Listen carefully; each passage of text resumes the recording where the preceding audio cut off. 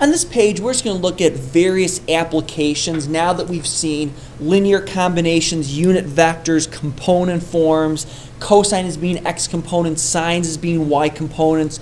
We're going to tie all these different things together and just try a couple of problems here. So the first one, we want to find the magnitude and directional angle of the vector. This should be a v equals 4i plus 8j. Actually, it's negative 4i, I should say. I'm just missing a minus sign right there. V equals negative 4i plus 8j. So what I've got to start off with is a linear combination. And when I find the magnitude or the directional angle, the first thing I want to do is get into component form. So we'll start off with component form. Component form, just going in the backwards direction of linear combination, is going to be negative 4, 8. Now that I've got component form, I can find the magnitude very easily by squaring the horizontal component and squaring the vertical component, all underneath the square root, which 16 plus 64 is the square root of 80, and that simplifies to 4 square root of 5. So my magnitude is going to be 4 square root of 5. The next thing I want to find is a directional angle. Now before I do anything, let me draw a quick sketch of where my vector is. So if I'm going negative 4 in the x direction, then 8 in the y direction, 1, 2, 3, 4 in the negative,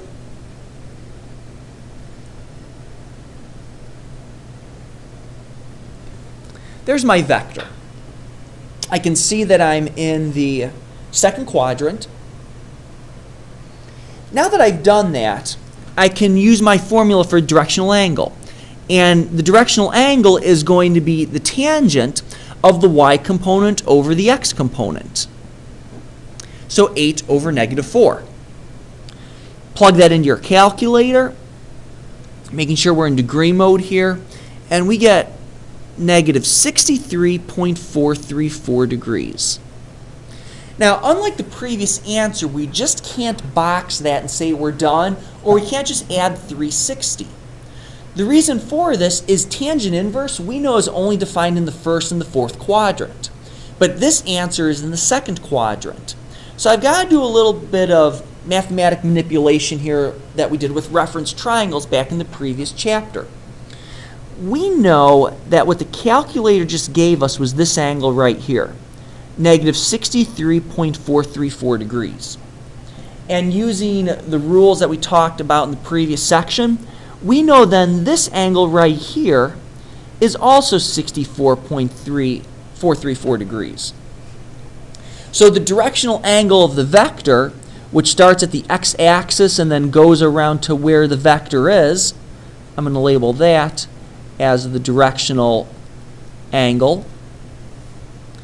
So my directional angle is actually 180 minus that value.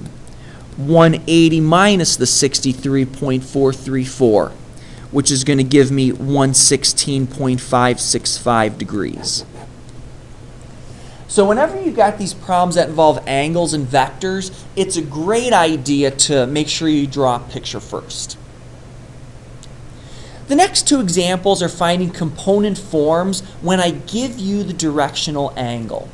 And when I give you the directional angle, we've got to use the linear combination formula that involved cosines and sines.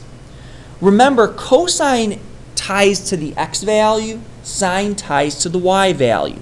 So if I'm going to give you an angle measurement, we're going to use the formula, the magnitude, and then we're going to multiply in by our cosine and sine. And remember, this is going to be the x component, this is going to be the y component, where sine and cosine are the x's and y's. So finding the component form we need to do for both u and v. So starting off with u over here. Vector u, we've got to find the magnitude of u, and then we're going to multiply by cosine and sine. Now, they already gave me the magnitude of u, and they gave me theta of u is 50.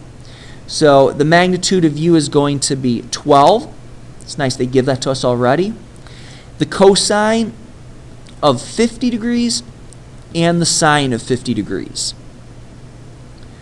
Cosine of 50 we need to plug into our calculator for, which is 7.713. And, excuse me, actually the cosine of 50 is not 7.713. 12 times the cosine of 50 is 7.713. And then we'll take 12 times the sine of 50, which is 9.193. So that's what my vector u is right here. U is equal to 7.713 and 9.193 in component form. So this is my horizontal component and my vertical component. Now I'm going to do the same thing over here with v. I need to find the magnitude of v, and then I'm going to multiply that by the cosine of theta and the sine of theta. Magnitude we're given as being 14 already. Cosine of 75 and the sine of 75. So we'll take 14 times the cosine of 75. We'll plug that into our calculator, and we get 3.623. And then 14 times the sine of 75 is 13.523. So vector u is 7.713, 9.193. Vector v is 3.623, 13.523. So then the final thing is the sum of u plus v is we're going to add those two pieces together. So we'll add our x's, 7.713 and 3.623. That gives us 11.336. And then we'll add our y's, 9.193 and 13.523. And that gives us 22.716. So now I've got a vector that's in component form, adding our two vectors together. Last example on this page is the exact same process as number 12. Just wanted to give a second example of this. But once again, you're given the thetas for your directional angles. You're given the magnitudes. And we want to find in component form the sum of both of them. So we'll start with vector u, which is the magnitude of u, times the cosine of theta sine theta. Over here we'll have vector v, which is the magnitude of v, times the cosine of theta sine of theta. Once again, cosine is horizontal, sine is vertical. For vector u, we know the magnitude is 20 times the cosine of 135 sine of 135. Vector v has a magnitude of 31.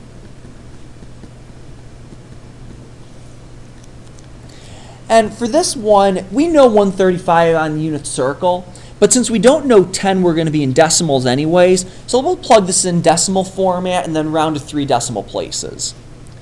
So for the first part here, 20 times the cosine of 135, negative 14.142. 20 times the sine of 135 is going to be 14.142. Then we'll go to vector v. 31 times the cosine of 10 is 30.529. And then 31 times the sine of 10, 5.383. And then last but not least, u plus v. We're going to add our x components, negative 14.142 plus 30.529. And that gives me 16.387. And then we're going to add our y components, 14.142 plus 5.383, which gives us 19.525.